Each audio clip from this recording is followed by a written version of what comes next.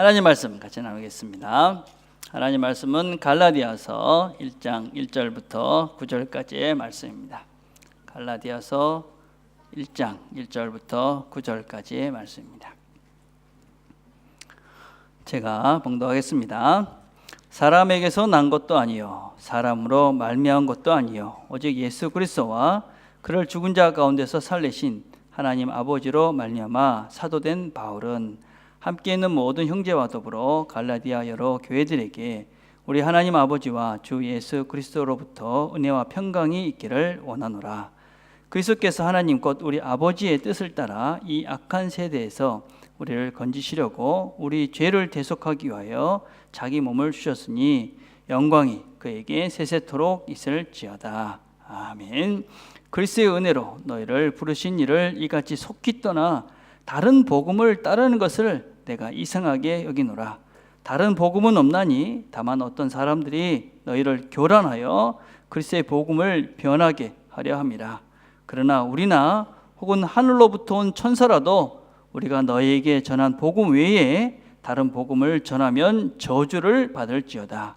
우리가 전에 말하였거니와 내가 지금 다시 말하노니 만일 누구든지 너희가 받은 것 외에 다른 복음을 전하면 저주를 받을지어다. 아멘. BBC 방송국에서 어린이들을 대상으로 실험을 하나 했습니다. 어떤 실험을 했냐면 15명의 아이들을 큰 집에 넣어서 필요한 것들을 다 주었습니다. 장난감이며 먹을 것이며 자기들이 할 수 있는 모든 것들을 다 놓고 너희들 마음대로 해라 그렇게 했습니다. 그런 다음에 일주일이 지났습니다. 어떻게 되었을까요? 여러분이 예상하신 대로 그 집은 더 이상 사람들이 살 수 없을 만큼 엉망이 되었다고 합니다. 벽에는 온통 낙서투성이었고 먹던 음식이나 이런 것들이 방바닥에 너저려 있었고 모든 것들이 깨어지고 엉망이 되어져서 더 이상 사람들이 거기서는 살 수 없을 만큼 엉망이 된 그런 결과를 얻었다고 합니다. 그래서 이 실험의 결론은 사람에게 무한한 자유를 주면 사람은 망친다, 그런 것이었습니다. 자, 그렇다고 우리가 이 자유 없이 그냥 억압 속에 통제 속에 키우면 어떻게 되겠는가? 저희들이 던져드는 사역을 하면 그 사역을 할 때 이 학생들이 이 던져드는 공부하라 매해 많으면 한 200명, 적으면 100명, 150명 이 정도의 학생들이 매년 던져드네 공부를 하러 옵니다. 대부분의 아이들은 처음으로 집을 떠나서 부모의 통제를 벗어난 완전한 자유 상태로 그런 상태를 경험하는 아이들이 대부분입니다. 근데 그렇게 오는 아이들 중에 한 3개월쯤 지나면 절반 정도가 포기를 하고 집으로 돌아갑니다. 그리고 1년이 지나면 그 중에 3분의 2 정도는 그 자유롭게 주어진 그 시간을 절제하지 못해서 결국은 자기 스스로가 실패했다라고 생각을 하고 던지던을 떠납니다. 우리가 그냥 자유라는 것을 그냥 두면 절제할 수 없는 존재가 돼서 망치기도 하지만 무한한 통제를 통해서 그 사람을 제한시키면 언젠가 그 통제가 벗어나는 순간 스스로를 절제할 수 없는 존재가 되어지고 맙니다.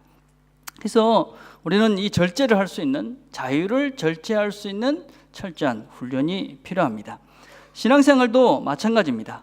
신앙이라는 것은 하나님을 믿는다는 것의 첫 시작은 무엇이냐면 자유입니다. 자유. 여러분, 예수를 믿기 때문에 난 자유다, 그런 자유함을 누리십니까? 예수를 믿는데 난 아직까지 이 자유함이라는 것을 잘 모른다. 그러면 이 예수를 제대로 믿고 있는가 하는 생각을 해보셔야 합니다. 1장 4절에 보면 그리스도께서 하나님 곧 우리 아버지의 뜻을 따라 이 악한 세대에서 우리를 건지시려고 우리 죄를 위하여 자기 몸을 들이셨다, 그렇게 말씀합니다. 이 건지셨다라는 말은 헬라 말로 엑사이레오 이런 말입니다. 그것은 이렇게 뽑아냈다, 선택했다, 여기서 어디서 이렇게 구출해냈다, 그런 뜻입니다. 그러니까 어떤 이렇게 그 얽매였던 어떤 상태에 있는 그곳에서부터 그 사람을 이렇게 뽑아낸 것, 이것이 이제 구원해냈다, 건져냈다, 구원받았다, 그런 의미라는 것입니다. 여러분, 그 죄를 지으면 어디를 갑니까? 감옥에를 갑니다. 근데 여러분, 감옥은요 참 편한 곳입니다. 제가 그 더진대에 있을 때 이 감옥에를 한번 가봤습니다. 죄를 지어서 간 것이 아니라 감옥이 어떤 곳인가 이렇게 가봤습니다. 근데 저희 집에도 없던 평면 TV가 아주 큰 것이 거기 딱 걸려 있더라고요. 그리고 시설이 얼마나 잘 돼 있는지 시원한 냉난방 시설이 잘 돼 있고 아주 깨끗했습니다. 그리고 시간에 따라서 밥도 잘 주고 시간에 따라 운동도 시켜주고 옷도 주고 다 편합니다. 그죠? 여러분 혹시 뭐 이렇게 살기 힘들면 그거 들어가면 아주 편안하게 살 수가 있습니다. 근데 아무도 가려하지 않습니까? 거기 가려는 생각 없습니다. 이제 감옥에 갔다 그러면 그걸 즐겁게 생각하는 사람은 아무도 없습니다. 왜 그렇습니까? 그 이유는 자유가 없기 때문에 그렇습니다. 다른 한 가지밖에 없습니다. 여러분 다 주는데도 거기에는 자유가 없기 때문에 우리 중에 누구도 거기에 가고 싶지 않습니다. 죄를 지으면 자유가 없다 이것입니다. 여러분 우리가 죄를 지었기 때문에 우리는 억압과 그런 감옥 속에 갇혀 있는 존재였습니다. 그런데 구원이라는 것은 무엇이냐? 하나님께서 우리를 구원해 주셨다 하는 것은 그 억압과 갇혀있던 그 감옥과 같은 죄의 결과로 감옥에 있던 우리를 그곳에서부터 건져내 주신 것입니다. 그래서 이제는 더 이상 너희들은 그 감옥 안에 있는 죄의 감옥 안에 있는 자들이 아니라 너희들은 이제는 자유인이다 라는 선포가 바로 복음이고 그것이 바로 우리가 예수를 믿고 구원받았다 라는 의미입니다. 그래서 우리는 더 이상 그 억압받은 부자유한 그 속에 우리는 존재해서는 안 됩니다. 우리는 자유해야만 합니다.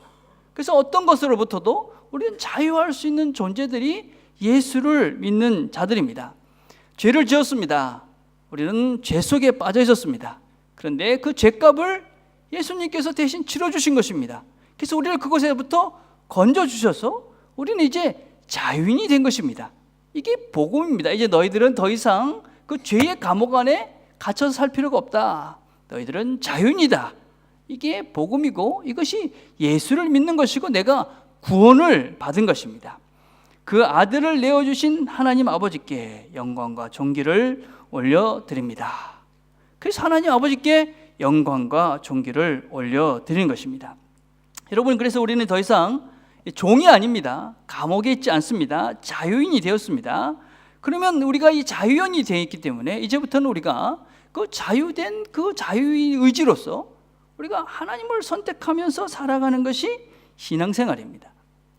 우리가 예수를 믿는다. 그래서 예수를 믿고 이렇게 자유인이 됐다라는 의미는 상징적으로 어떤 의미를 가지고 있는 것이냐면 우리가 그 전에 예수를 믿기 전에는 우린 다 죄의 종이었습니다.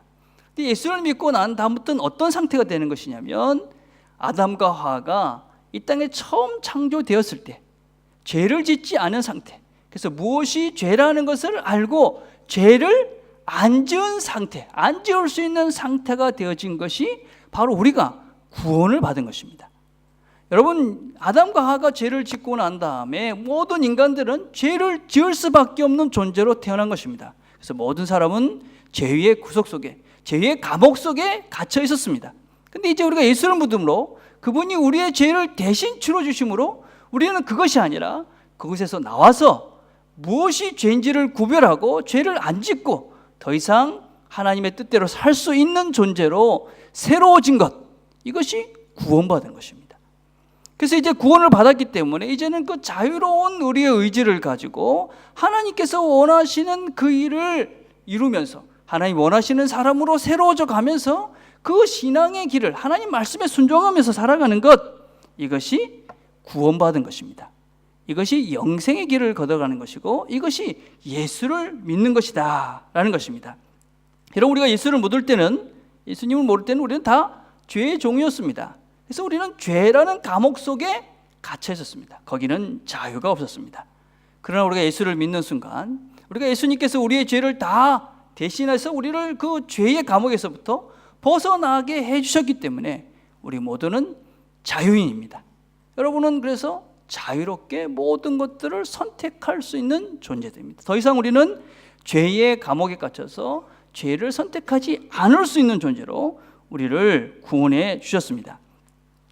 그런데도 많은 사람들이 아직까지 죄의 종노릇을 하고 죄에 빠져 살아갑니다. 예수를 믿는다 하면서도 교회를 다니면서도 여전히 내가 구원을 받았나, 또 내가 예수를 믿는데 이 죄에서 자유함을 못 누리는 사람들이 대단히 많이 있습니다. 왜 그러냐? 그것은 구원의 체험, 다시 얘기하면 다른 표현으로 하면 자유의 체험이 없기 때문에 그렇습니다. 자유의 체험, 구원의 체험. 이 구원의 체험, 자유의 체험이라는 말을 우리가 조심해서 이해해야 됩니다. 많은 사람들이 체험 그러면 다 무슨 특별한 신비적인 그래서 하나님께서 뭐 뜨겁게 했고 감정적인 뭔가가 동하는 것을 체험이라는 말로 이해를 합니다. 물론 그것도 한 부분입니다. 그러나 실제로 우리가 신앙생활을 하면서 이 자유의 체험은 그렇게 얻어지는 것이 아닙니다. 우리가 신앙생활을 할 때 어릴 때 부흥회나 기도회를 가고 기도원에 가서 기도를 합니다. 열심히 기도하죠. 회개하고 눈물 흘리고 그리고 결심하고 결단하고 산을 내려옵니다. 부흥회를 마치고 내가 절대 이제부터는 이런 죄를 짓지 않겠다. 그리고 이제 왔는데 사실은 와서 며칠 지나면 내가 그 결단과 결심은 어디 갔는지, 그 은혜 분명히 받고 내가 뜨거워졌던 그런 것들은 어디 갔는지 다시 죄의 종이 돼서 살 때가 많습니다. 왜 그렇습니까, 여러분? 왜 그럴까요? 금주에 우리가 새벽기도 때 예수님의 시험에 대해서 같이 말씀을 나눴습니다. 마태복음 4장에 있는 말씀이지요. 예수님께서 사단의 시험을 받습니다. 근데 우리는 그 예수님께서 시험을 받을 때에 이 시험을 주도하고 있는 자가 누군지를 잘 볼 필요가 있습니다. 예수님께서 시험을 받으실 때는 이 세례를 받으실 때, 예수님이 요한의 세례를 받으실 때 성령이 비둘기같이 임하고 하늘로부터 하나님의 음성이 들렸습니다. 이는 내 사랑하는 자여 내 기뻐하는 자다. 그래서 성령이 충만한 상태에서 있었을 때입니다. 그때 성령께서 이끌리어 마귀에게 시험을 받으러 광야로 갔습니다. 그럼 광야에서 무슨 시험을 받았습니까? 돌을 떡으로 만들어라. 높은 곳에서 뛰어내려보라. 나에게 경배해라. 그럼 내가 이 세상의 모든 것들을 주겠다. 사단이 유혹하는 것은 무엇이었냐면 네가 하나님 됨을 능력을 통해서 증거해보라 하는 것입니다. 너가 하나님의 아들이야? 그러면 네가 돌을 떡으로 만들어봐. 높은 데서 뛰어줘봐. 그래도 너가 안 다칠 거야. 그러면 내가 너가 하나님의 아들인 것을 믿어줄게. 그렇게 유혹을 하는 것이지요. 여러분, 우리가 신앙생활을 하면서 이런 유혹을 많이 경험하죠. 사단은 우리에게 예수를 믿는다 하는 것이 세상적인 무슨 능력을 보여야 예수를 믿는 것이라고 그렇게 우리를 유혹합니다. 예수님께서 십자가를 지실 때 뭐라고 사단이 사람들이 유혹을 했냐면 그 십자가에서 내려오라 그렇게 얘기했습니다. 그럼 내가 너를 하나님의 아들이라고 믿을게. 예수님께서는 십자가에 내려오시지 않았습니다.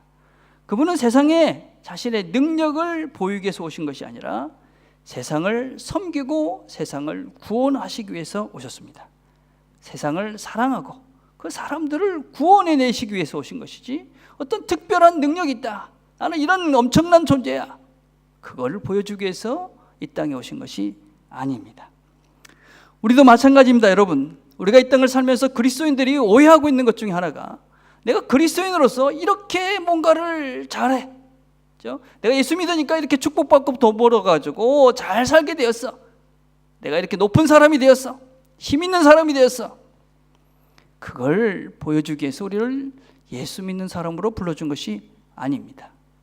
우리를 하나님께서 예수 믿는 사람으로 부르신 것은 우리가 세상을 섬기고 하나님의 사랑으로 사랑하면서 살라고 우리를 예수 믿는 사람으로 불러주신 것이지, 그래 내가 세상에 대해서 어떤 뻔때를 한번 보여주는 그런 것으로 우리를 부르신 것이 아니라는 것입니다.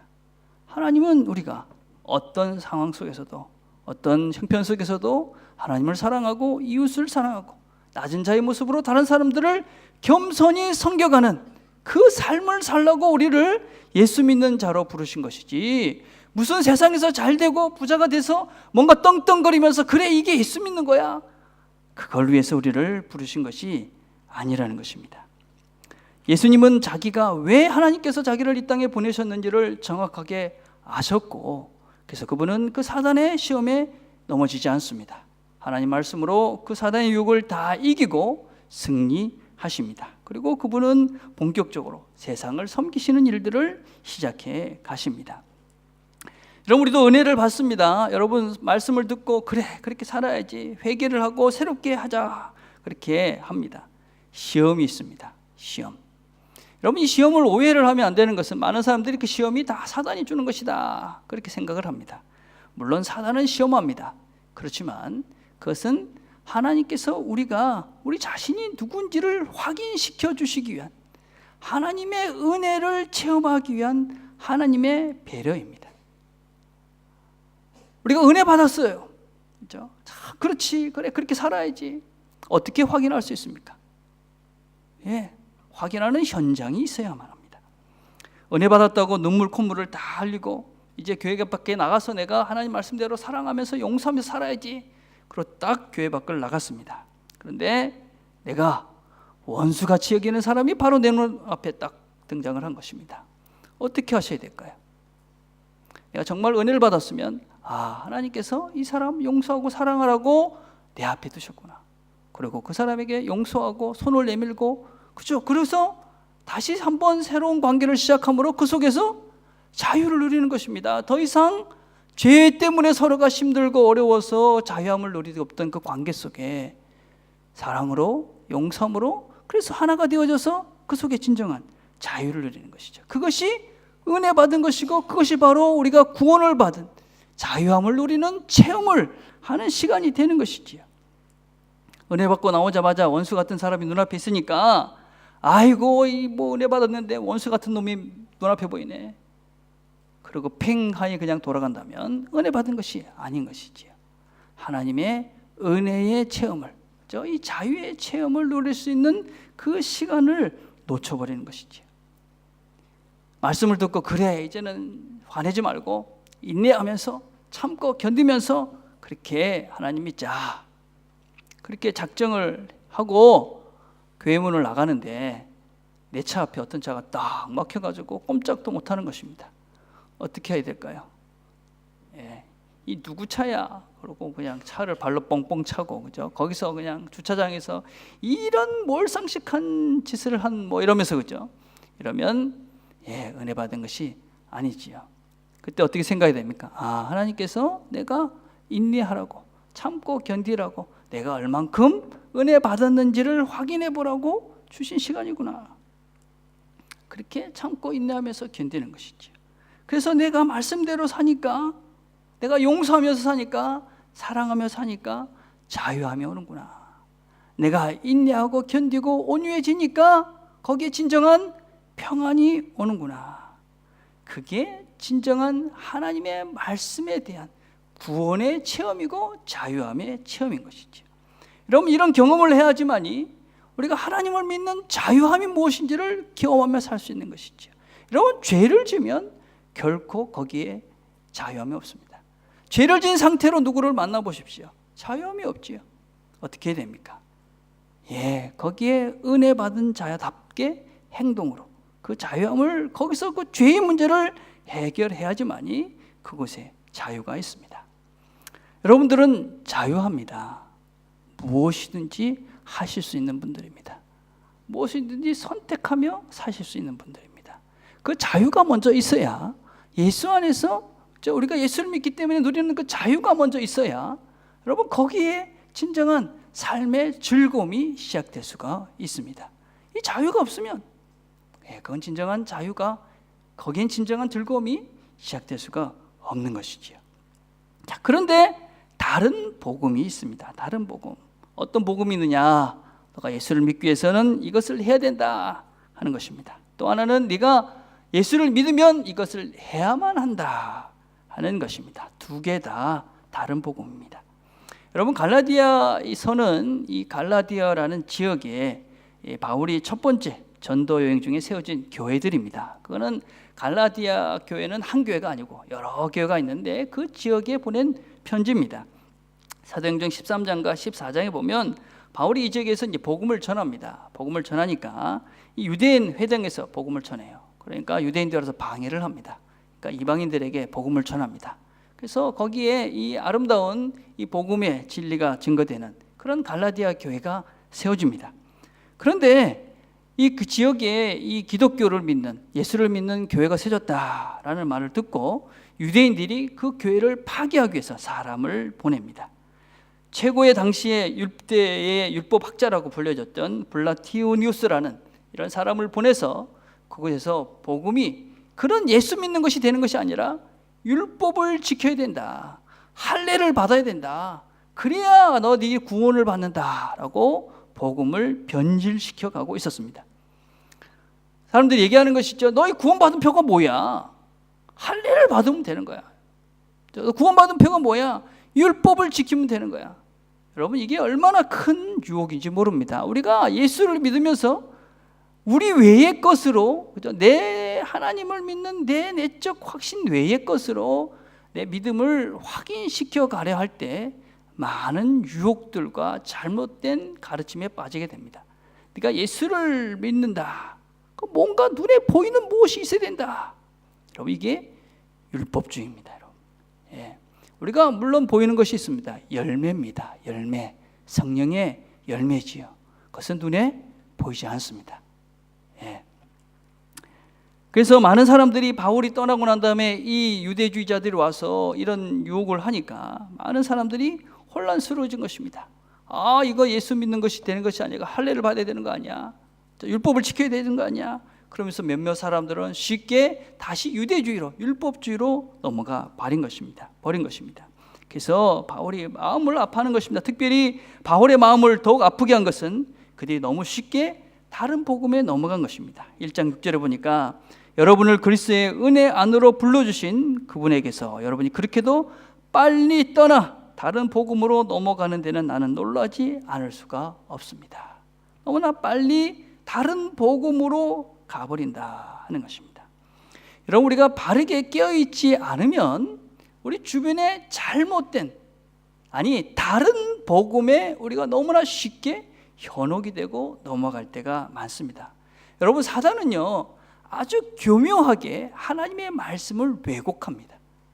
그래서 정말 하나님 말씀의 그 힘이, 하나님 말씀의 능력을 경험하지 못하도록, 그래서 우리가 점점 말씀의 능력을 의지하지 않고 해도 안 돼라는 패배주의에 빠지게 되는 그런 우리를 만들어 보이는 것이 바로 사단의 말씀을 왜곡시키는 유혹입니다.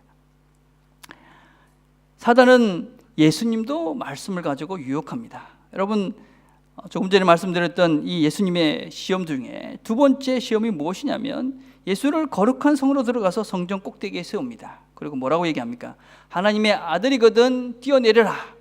그러면은 너를 위하여 사자들을 명하셔서 손으로 너를 받들어 발이 돌에 부딪히지 않게 할 것이다. 네가 그 꼭대기에서 뛰어내려도 하나님이 너를 보호해 주신다고 하나님 말씀이 이렇게 있지 않느냐.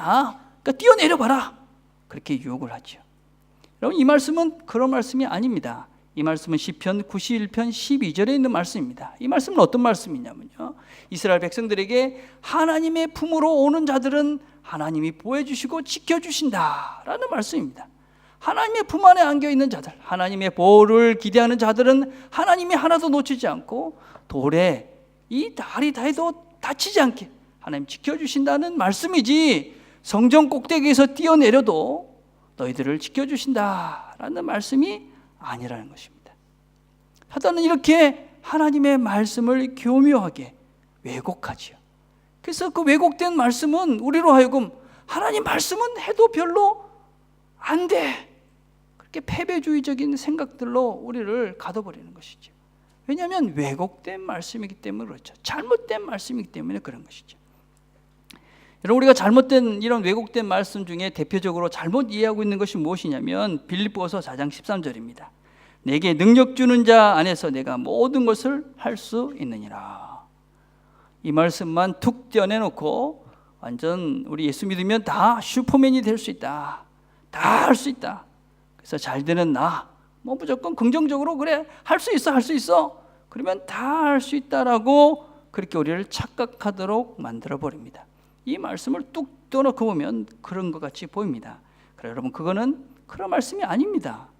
여러분, 이 말씀은 바울이 감옥에 있을 때 한 말씀.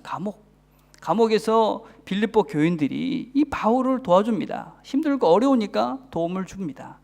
그러니까 바울이 감사하는 마음으로, 그래 너희들 참 감사하다, 그렇지만 내가 감옥에 비록 있지만 이렇게 힘들 때도 어려울 때도 부할 때도 가난할 때도 나는 하나님이 주신 능력으로 이렇게 감사하며 만족할 수 있는 능력을 하나님 나에게 주셨다.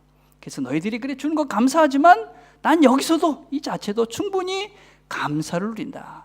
그 말씀입니다. 그래서 어떤 형편에서도 감사할 수 있는 그런 힘이 나한테 있다. 가난해도. 그 말씀이죠.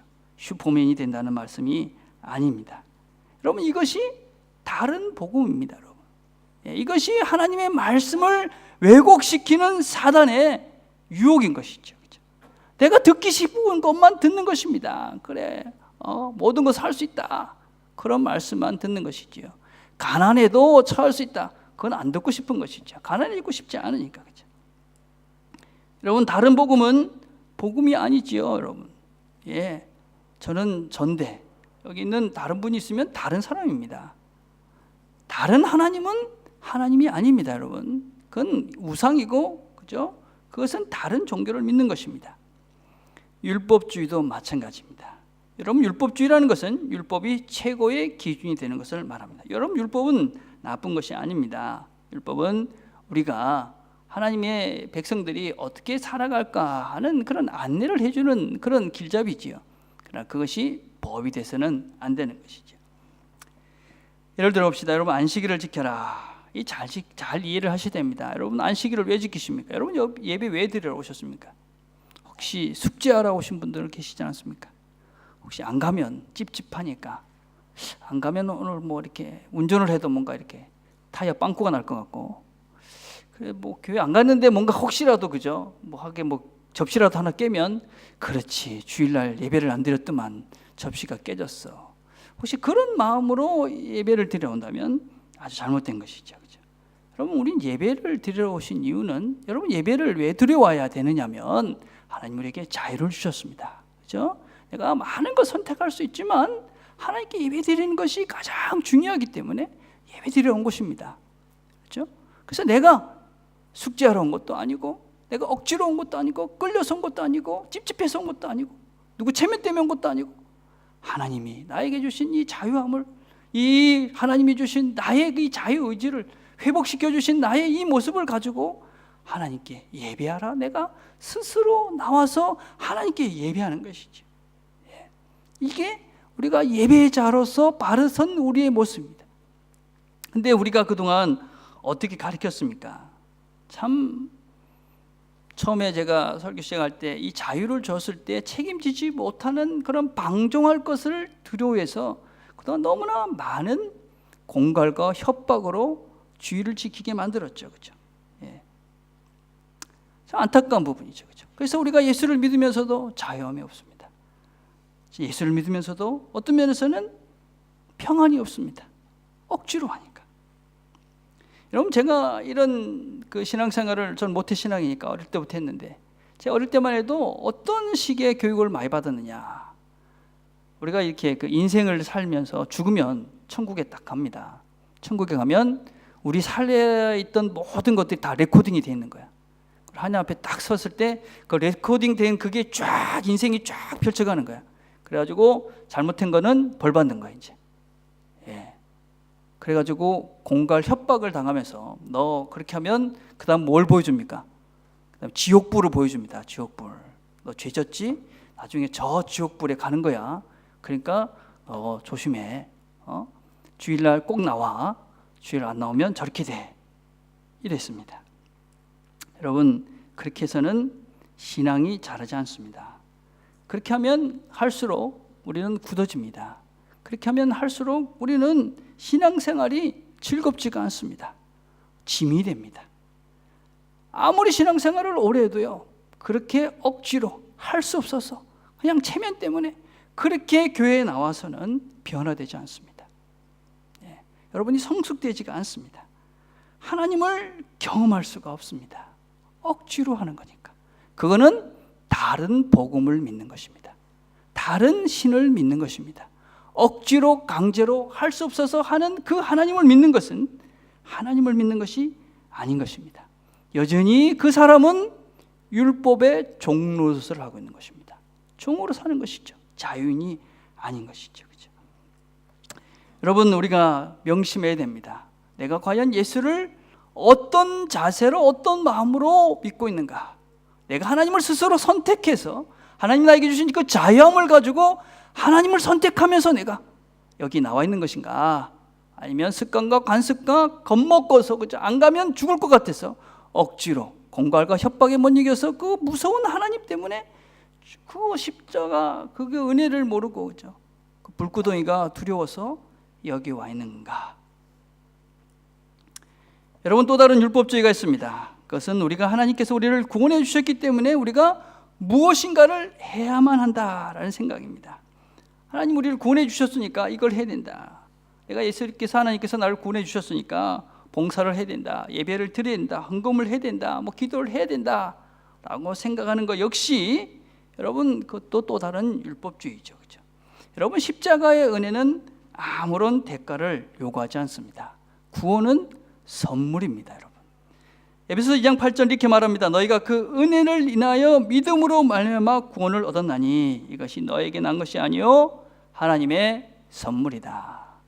하나님 우리에게 선물을 줘놓고 야, 내 선물 줬으니까 이거 해, 그럴 분이 아니라는 것입니다, 그렇죠? 그것은 선물이 아닌 것이죠. 그렇게 얘기하면 선물이라고 할 수가 없는 것이죠, 그렇죠? 그래서 우리가 하나님께서 우리에게 주신 이 구원은 선물입니다, 선물. 우리가 누리면 되는 것이죠, 그렇죠?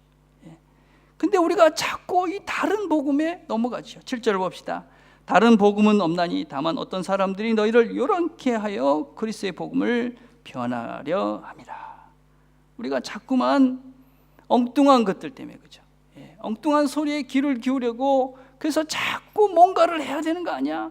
그래서 그것이 하나님이 나에게 주신 그 기쁨과 즐거움으로 하는 것이 아니라 숙제같이 안 하면 뭔가 찝찝한, 그 삶 속에서 여전히 고달프고 그저 짐으로 예수를 믿는 사람들이 너무나 많이 있다는 것이죠. 여러분, 우리는 자유한 존재들입니다. 하나님께서 우리를 그 죄에서 끄집어내셔서 우리를 온전한 자유인으로 만들어 주셨습니다. 여러분, 자유롭게 다 하실 수 있습니다. 다 하십시오. 하나님과 함께 여러분이 원하시는 것들을 하십시오. 이게 예수 믿는 것입니다. 그럼 왜 우리가 예배하고 기도하고 성경도 보고 훈련도 하고 이런 걸 해야 됩니까, 여러분? 왜 하라고 그럽니까? 숙제입니까? 아닙니다, 여러분. 억지로 이거 안 하면 구원받는 건 아닙니다, 여러분. 그렇게 하지 않으면 죽으면 아닙니다. 뭡니까, 여러분? 여러분, 나이가 들면 운동이 그죠? 선택이 아니라 필수다라는 걸 경험하게 됩니다. 제가 한 2주쯤 운동을 안 하잖아요. 그러면 백가죽이 조금 두꺼워졌다라는 느낌을 딱 받습니다. 근데 이상하게 그렇고 나면 더 움직이기가 싫어요. 그래가지고 1-2달쯤 그렇게 운동을 안 하면 느낍니다. 이제 그 혁대의 끈이 이제 하나씩 뒤로 물러가기 시작하죠, 그죠? 그럼 어떻게 됩니까? 병 걸리죠. 건강한 인생을 못 사는 것입니다. 그렇죠? 운동을 왜 합니까? 건강하라고 하는 것이죠. 여러분, 마찬가지입니다. 여러분, 예배를 드리고 하나님 말씀을 배우고 기도하고 하는 것은 우리가 영적으로 건강하고 영적으로 행복한 삶을 살라고 우리에게 하나님께서 이 일을 하라고 하시는 것이죠, 그렇죠? 여러분, 우리가 예수 믿는 데 있어서 진짜 우리가 좀 예수를 믿으면서 즐겁고 기쁘고 이렇게 해야 되는데 그렇지 못한 것이 너무나 안타까워요. 예수를 믿는 게 무슨 짐스러운 분들이 너무나 많습니다. 예수를 믿는 것이 무슨 틀 속에 갇혀 있어서 그죠? 안 하면 안 되는 그런 두려움과 공갈 협박 속에서 신앙생활하는 분들이 너무나 많습니다. 왜 그렇습니까? 복음을 제대로 알지 못하기 때문에 그렇습니다. 하나님이 주신 이 선물을 누리는 방법을 모르기 때문에 그렇습니다. 이 하나님 주신 이 선물을 잘 누리기 위해서 우리가 주신 이 몸을 건강하게 해야지, 그죠? 우리가 인생이 행복하지 않으면 마찬가지입니다, 여러분.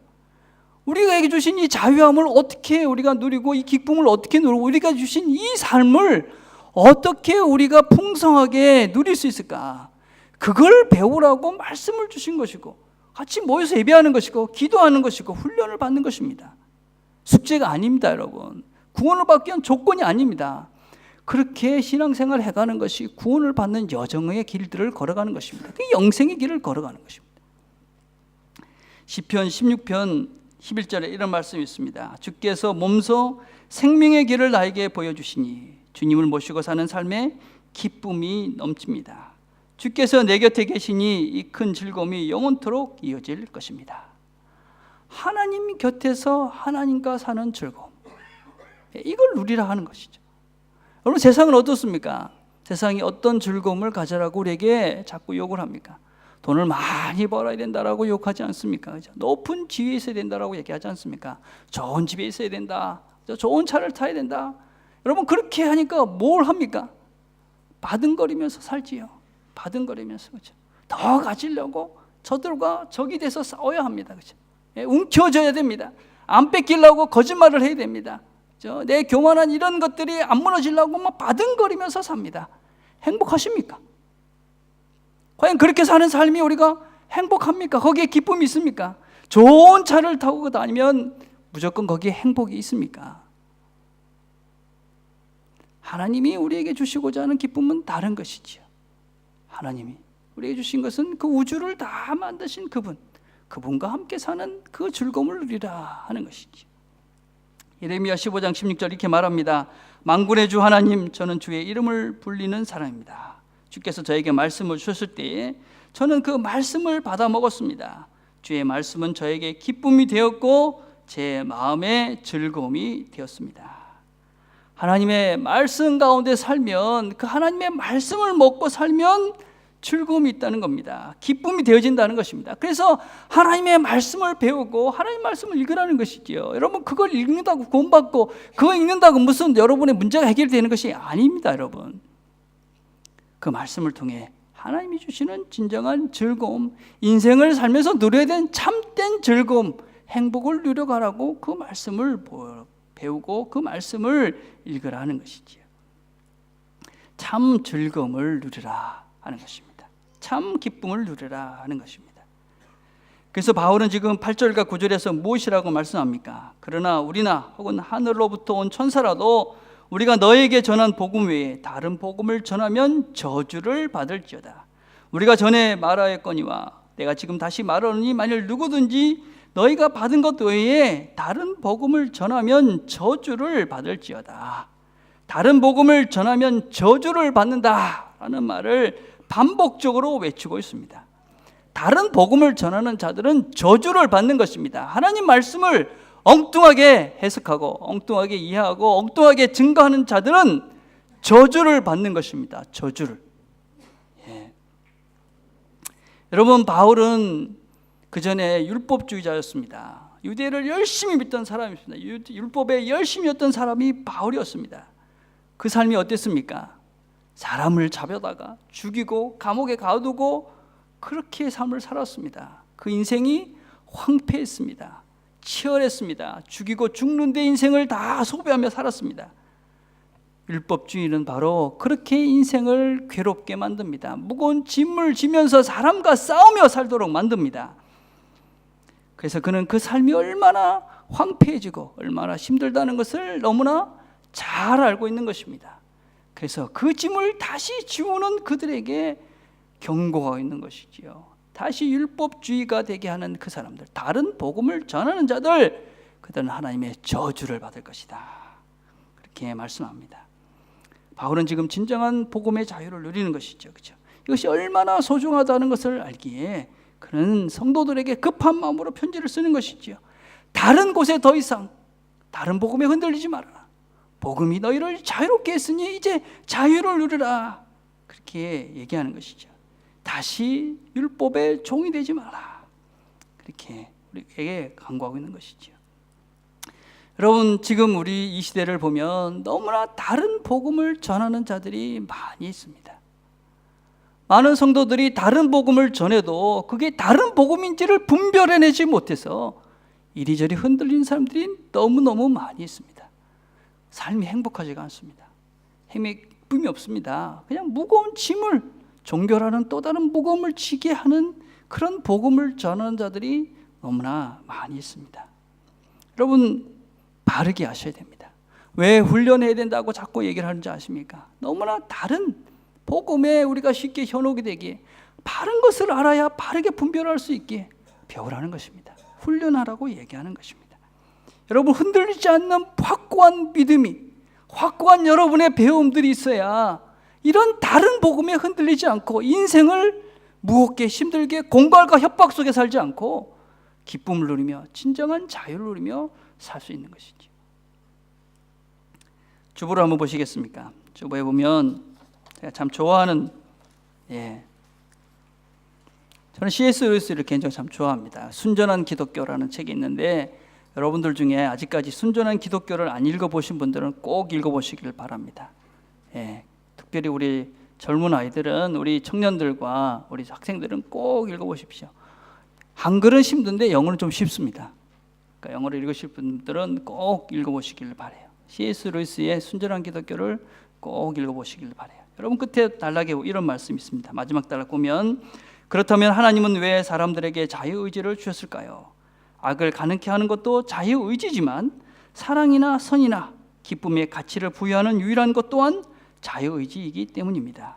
자동 기계적으로 움직이는 피조물들 세계는 창조할 가치가 없습니다. 하나님이 가장 고등한 피조물에게 주고자 하는 행복은 사랑과 즐거움의 결정에서 자유로우면서도 자발적으로 하나님과 연합하며 이웃과 연합하는 데서 생겨나는 행복, 이런 행복을 누리기 위해 인간은 자유로워야 하는 것입니다. 그럼 자유를 주신 것입니다. 이런 진정한 행복, 우리가 선을 행했고 사랑을 선택했고, 그래서 하나님이 우리와 주신 이 자유로 진정한 행복을 누리며 살라고, 진정한 기쁨을 누리며 살라고 하나님이 우리를 자유케 해주셨습니다. 여러분은 자유인입니다. 하나님이 주신 이 자유로 하나님을 선택하며 사시기를 바랍니다. 하나님의 말씀을 선택하며 사시기를 바랍니다.